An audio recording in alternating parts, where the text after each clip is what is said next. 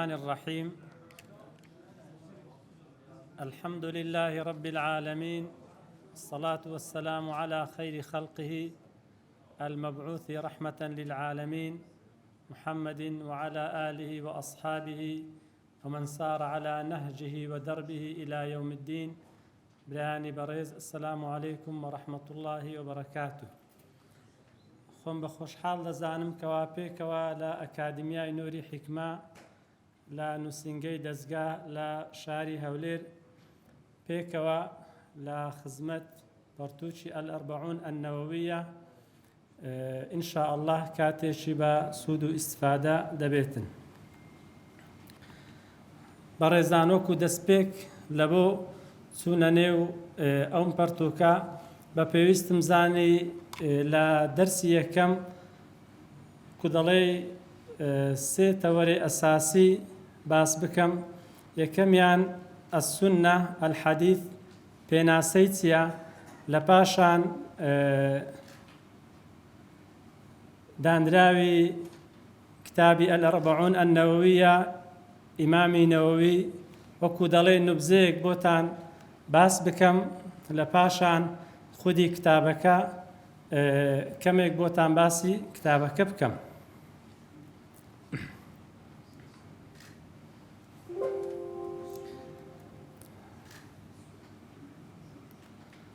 بەڕێزان، طبعا السنة وهاتش الحديث ياخذ حديث النبي صلى الله عليه وسلم، يعني السنة النبوية، يعني أو دستواجانا هاتيا ما بس ب كودلي أوانا الفاظ مترادفنا وكوي كزانايان باس لكن هندك هرسند إيواهي بلين بوردي سويتنا وبابتكي، يعني بلين فرقي شي كمي كده لبين حديث السنة بلام أوي كأمام بس معنا وكا بوتاني باسكين زور نتينا أو وردياتا با قشتي بيناسيك تامبو دكين زياتر لسر أوي كوا أو رأيك بقوترا وردقرين كهردوشان يك معنا دقينا السنة النبوية أو الحديث النبي صلى الله عليه وسلم. السنة بيناسي سنتية طبعا أوي كمان بس معنا بريزان لاي زاناني فرمودناس علماء المحدثين، يعني لا أوان بيناسي السنة يأخذ بيناسي حديث كيان بيناسي كرديا. تفرمي هي كل ما ثبت عن الرسول صلى الله عليه وسلم من قول أو فعل أو تقرير أو صفة أو صفة خلقية أو خلقية، يعني هموي أويك يعني وارد بو زيجر بو لبيغمبر صلى الله عليه وسلم لويك فرميتي قولا ياخذ أويك أنزام دايا، ياخذ أويك لبيشي أنزام دراو بيدنجل وانديا، ياخذ أو وصفي بيغمبر صلى الله عليه وسلم تسوكو أويك شكل الشيوة، ياخذ خوروشت آكار أو هموي لا زاناني فرمودناس بيان دا قتري السنة أو بيناسي قرنق برزان، يعني أقر يعني لا يخوتان أول كتابة كيدانية أوي كباس دكم أو روكا هيتي لكتابة كيدانية، يعني أقر كودالي بكري لبرشي كان أو بيناسي أو زور مهمة. هي كل ما ثبت عن الرسول صلى الله عليه وسلم من قول أو فعل أو تقرير أو صفة خلقية وكو لاشا بدن جسم، ياخذ خلقية وكو آكار روش. كات استعمتي دقين لو بيناسيت سوار زور مانهي لسنتي بيغمبر صلى الله عليه وسلم، بتسوار زور هيت ما لسنتي بيغمبر صلى الله عليه وسلم أوي كوتاي دابش يسر دوي دبيتن بخوي قول فعل تقرير صفة أو صفة خلقيا خلقي، بەو شێوازەیە. طبعا ئەگەر وەکو نمونەیەکیش هەر یەکە بۆیان بێنینەوە، طبعا ئەوە کو دەڵێ بۆم هەڵێنزاون بە حەقەت وەکو نمونەیەش هەر یەکە نمونەیەش لە بۆ ئێوەی بەڕێز بێنینەوە وەبی زیاتر کو دەڵێ بچینە نێو بابەتەکە و زیاتر پێ ئاشنابین. وەکو سنەی قەولی پێغەمبەر صلی الله عليه وسلم کەوا لە مەسئلەی ماء البحر دەفەرمێ هو الطهور ماؤه الحل ميتته، وەکو باقی فەرمودەکانی دیکە ئەوەی کە هەیە پێغەمبەر صلی الله عليه وسلم دەفەرمێ بە قەول، یعنی ئەوە یەک لە جۆرەکانی فەرمودەیە. السنەی فعلی ئەوەی کە پێغەمبەر صلی الله عليه وسلم دەفەرمێ صلوا كما رأيتموني أصلي، يعني ئەوە ئەصحاب بینیتیان پێغەمبەر صلی الله عليه وسلم بەو شێوازە نوێژی کردیە، ئەوانش اقتدا بەوان هەتاوەکو گەیشتە ئێمە، یعنی بەکردار پێغەمبەر صلی الله عليه وسلم ئەنجامیدایە. یاخود سنەی تەقریری، یعنی ئەوەی لە پێشی ئەنجام درا و ئەو بێدەنجی لێ نواندیە، وەکو ئەوەی کە ئەبوو سەعیدی خودری ڕەزا و ڕەحمەتی خوای گەورەی لەسەر بێ بمان دەجێڕتۆ دەفەرمێ دوو پیاو خرج رجلان في سفر وليس معهما ماء ئاویان پێ نەبوو فحضرت الصلاة فتيمما، کاتی نوێژ داهات و دەستنوێژ ئاو نەبوو دەستنوێژی پێ بشۆن تێمومیان کرد صعيدا طيبة بە بڵێن ڕوویەکی پاک زەویەکی پاک فصليا نوێژیان کرد ثم وجد الماء ئاویان بەدەست کرد لە دوایەدا في الوقت لە هەمان، یعنی نوێژ مابوو، یعنی نوێژەکە مابوو هێشتا بڵێن ئاو بەدەستیان کرد فأعاد أحدهما الصلاة والوضوء، یەکێکیان دەست نوێژی شوشت و نوێژەکەی کردەوە ئەنجامی داوە ثم ولم يعد الآخر، بەڵام ئەوەکەی دیکە نوێژی نەکردەوە. مەفهومەوە نییە؟ ثم أتيا رسول الله صلى الله عليه وسلم ثم أتيا رسول الله صلى الله عليه وسلم لباشان سنة لا پیغمبر صلى الله عليه وسلم فذكر ذلك له، يعني باسيان كر لبو پیغمبر صلى الله عليه وسلم فقال للذي لم يعد أويك ونوجكي نكرد بوا فرمي أصبت السنة، بەڕاستی ئۆکوەی کە لە سونەت داهاتێ پێکاتە، ئەوەی کەوا نوێژەکەی کردبووە لەکە الئەجر مەڕەتەینی، یعنی بێدەنجی لە هەردووچیان نوان. ئەوە سونەی تەقریریە، یعنی لە لای پێغەمبەر صلی الله عليه وسلم هەردووشی کە بۆ شێوازەی طبعا ئەسحابەکان ئیجتیهادیان کرد بێدەنجی لە هەردووچیان ناوت، یعنی هەردووک دروستە. سنەی وەصفی صفة وكو صفة خلقي كبراء بن عازب رضا ورحمة الله يقول للسربية دفرمي كان لوصف پیغمبر صلى الله عليه وسلم وكو لا شيء دفرمي أحسن الناس وجها، جوانترين دم تساوي هبو، وأحسنه خلقا جوانترين درست كراوبو، ليس بالطويل البائن ولا بالقصير، لشوازي پیغمبر صلى الله عليه وسلم نا اوندا دريج بكوابي وديار به ونا اوش بلين كرد بشويشي مامناوندي هب او وكو ويكا لا شيء پیغمبر صلى الله عليه وسلم او وكو خلقي وكو خلقيش آكار وروشت. طبعا ئەم فەرمودەی پێشم فەرمودەیەش کەوا باشترین وەصفێک کە خوای گەورە کردێتی لەو پێغەمبەر صلی الله عليه وسلم لە قورئانی پیرۆز دەفەرمێ وإنك لعلى خلق عظيم، دیارە وإنك لعلى خلق عظيم. وأو فرمودش لم يكن النبي صلى الله عليه وسلم سبابا ولا فحاشا ولا لعانا، ئەوە هەمووی پێدەگوترێ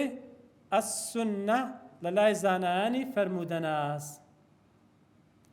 لەبەرچی دەڵێن لای زانایانی فەرمودەناس کە لای فوقەهاکان فەقیهەکانیش سونە پێناسێکی خۆی هەیە،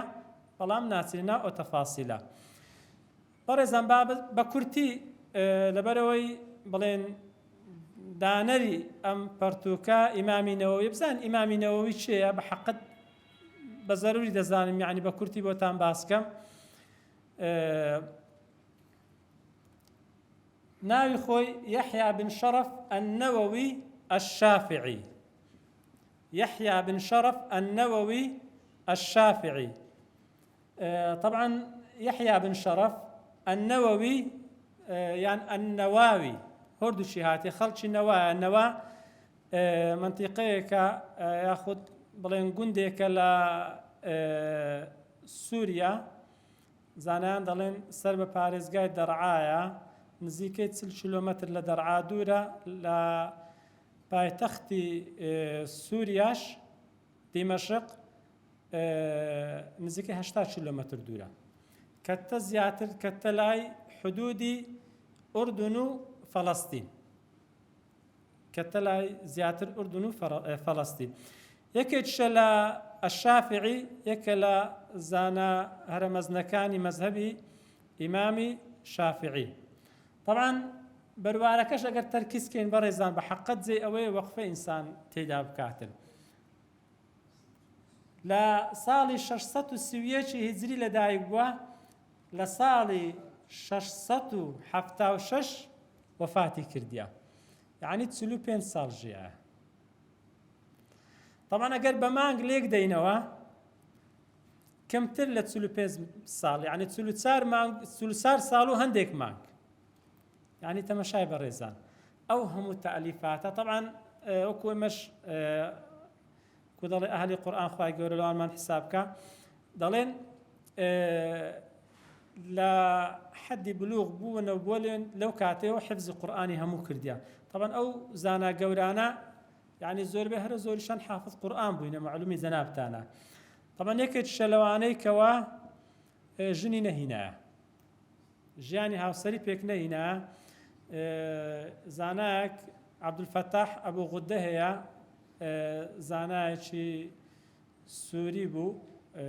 وفاتي كرديا خواهي قولة لي خوش به كتابي هي علماء العزاب الذين آثروا العلم على الزواج علماء العزاب الذين آثروا العلم على الزواج لو اندريك لو اني كواباسي كردي امامي نوويه چەند زانایەکی دیکەشە لەوێندەرێ هینایەتی طبعا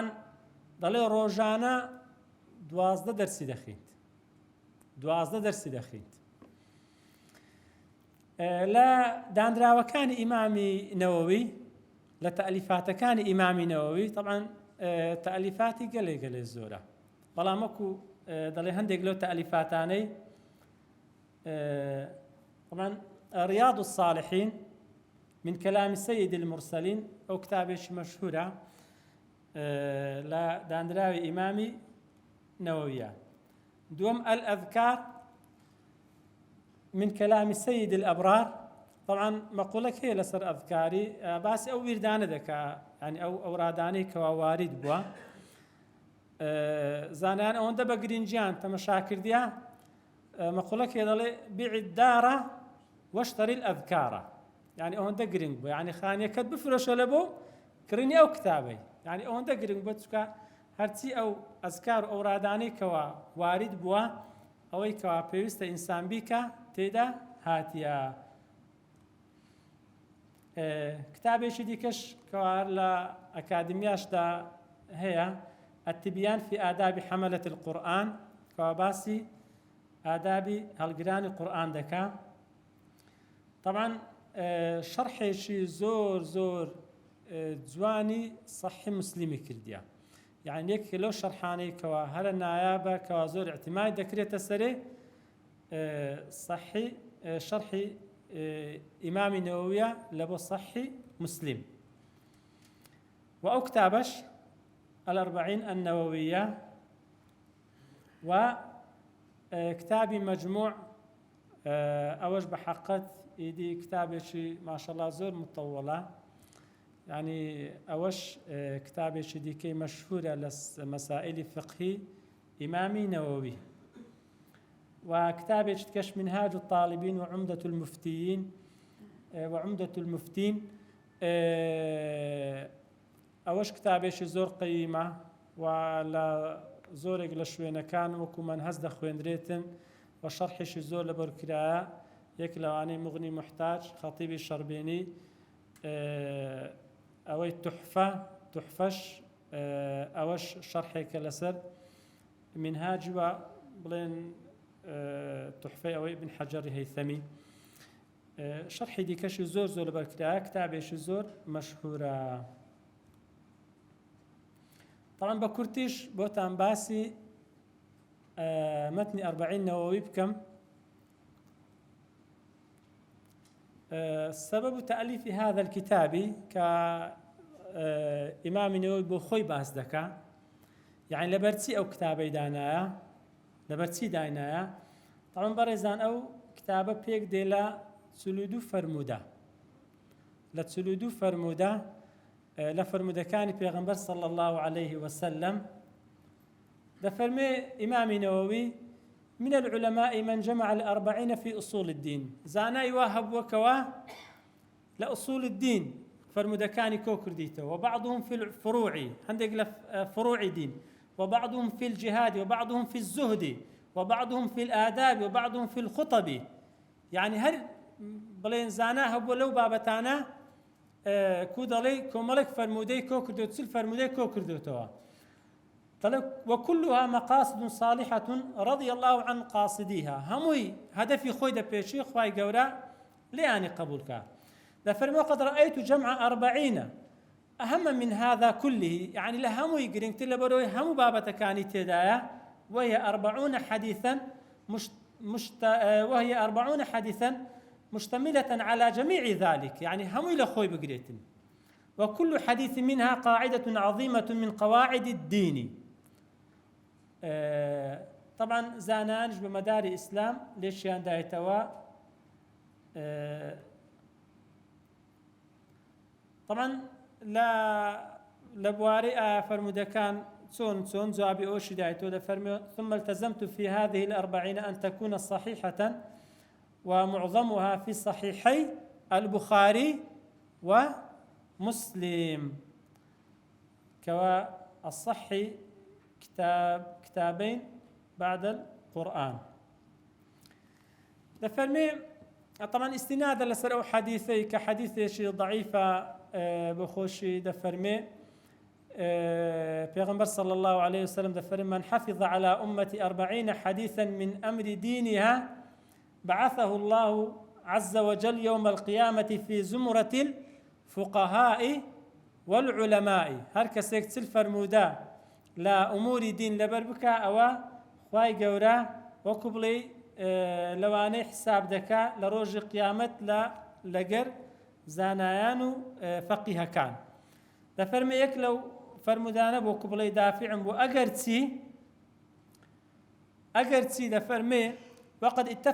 اتفق العلماء على جواز العمل بالحديث الضعيف في فضائل الأعمال يعني أقرتي زانايان بدرستيان زانيا لفضائل أعمال نقل أصول يعني كود الاعتماد بكري تسر فرمودي ضعيف جبيتن بلام ده فرم لقر أوش ده اعتمادي من لسر أو فرمودي نبو أدي تسيبوا ده فرم لسر أوي بوكا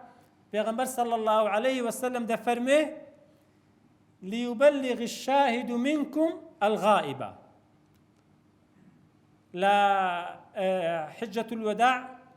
يعني كخطبة كيدا آخري بيغمبر سفر صلى الله عليه وسلم ليبلغ الشاهد منكم الغائبة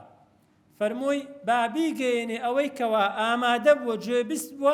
بوانيكوا جوبس نبوينا يعني وكو أمريكا بابيجيني أمر بغائبة بابيجيني أوانيكوا آمادبوينا لو أوانيكوا جوبس نبوينا وآماد نبوينا وهروها حديث يجي كشف بيغمبر صلى الله عليه وسلم ده فرمي نضر الله امرأ سمع مقالتي فوعاها فأداها كما سمعها ده فرمي بيغمبر صلى الله عليه وسلم طبعا أو هردو فرمدو هردو كان صحيحا ده فرمي لو كبلي دعاء كذا كالبو أو كسيكوا بلين فرموديش جولي دبي لفرموك بڵێ ڕووی گەشکا خوای گەورە سبحانەه وتعالى ڕووگەشی بکە ئەو کەسەی کەوە یەکێک لە فەرموودەکانی منی گوێ لێ دەبێ فەوەعاها بە جوانی تێیدەگا فەئەداها کەما سەمیعەها یعنی دەیگەێنێ هەر وەکۆی کە گوێی لێ بووە یعنی ئەو ئێمەش دەگرێتەوە بە ڕێزان یعنی کو دەڵێ کا شتێک دەزانین لە قورئان یاخود لە فەرمایشتەکانی پێغەمبەر صلی الله عليه وسلم بیگەێنین بەحەقەت پێغەمبەر صلی الله عليه وسلم کو دەڵێ لە ئەوانەمان حساب بکاتن ئەوەی کە ئەو دوعانەی لەبۆ کردیە. طبعا ئیمامی نەوەوی کە ئەو کتابەی دانە ئەربعین نەوەوی شەرحێکی یەکجار زۆری لەبۆ کرایە شەرحێکی یەکجار زۆری لەبۆ کرایە. ئەمن هەر نوبزەیەک لە بۆتان باسی ئەو کتابانە دەکەم ئەوانەی کەوا بڵێن چەند کتابێک ئەوانەی کەوا شەرحی ئەربعین نەوەویان کردیا. طبعا ئەو کتابە هەیە ئەمنیش هەیتم ئەو کتابە کو دەڵێ حەفت شاریحە شەرحیان کردیا. ئەگەر بەدەستکەوی کتابێکی زۆر باشە ئەگەر بەدەستکەوی کتابێکی زۆر باشە طبعا ئەوە حەفت کو دەڵێ وەکو باسم کرد جامع شروح الأربعين النووية جامع شروح الأربعين النووية کو باسم کرد ئەمن هەیتم ئەزۆ یەک لەوانە کە تێیدایە ئەم بە تەنیاشم هینایە شرح أربعين نووي ابن دقيق العيد أو شرح كرديا. جامع العلوم والحكم في شرح 50 حديثا من جوامع الكلم. طبعا ابن رجب حنبلي أو كتابي دانايا أكو معلومات برزان بخوي أمن لشويني شو خين مو ضلي لأصلي 40 نووي ضلي ابن صلاح الشهر الزوري كمحدث زور قورية لما جالس كان خوي 26 فرمودي ديار فرمو شرحي كرديا. ضل إمامي نوويش 16 فرمودي ديكي زياد كرديا لسر أو 26 فرمودي بيتا 32 فرمودا يعني أكوي كباس مان كرد. ضل ابن رجب حنبليش 8 فرمودي ديكي لسر أو 32 فرمودي زياد كرديا بيتا 50 فرمودا يعني أقل زاري واهية كليدة يعني 50 فرمودة ديتن أو يعني أو زيادة ابن رجب حنبلية رضا ورحمة إخوائي قورا لا هميان بي. وطبعا يقلو شرحاني كوازور براستي يعني زور كودالي ببيزا ابن عثيمين رضا ورحمة إخوائي قورا للسربي يعني شرحي كرديا إيدي شرحي لسر زور متوني دي كش هي بحقت شرحش زور ببيزا. شرحي شدي كشوي محمد بن صالح المنجد أويش بلين زانايشي قوري صلى الله وسلم وبارك على سيدنا محمد وعلى آله وصحبه وسلم.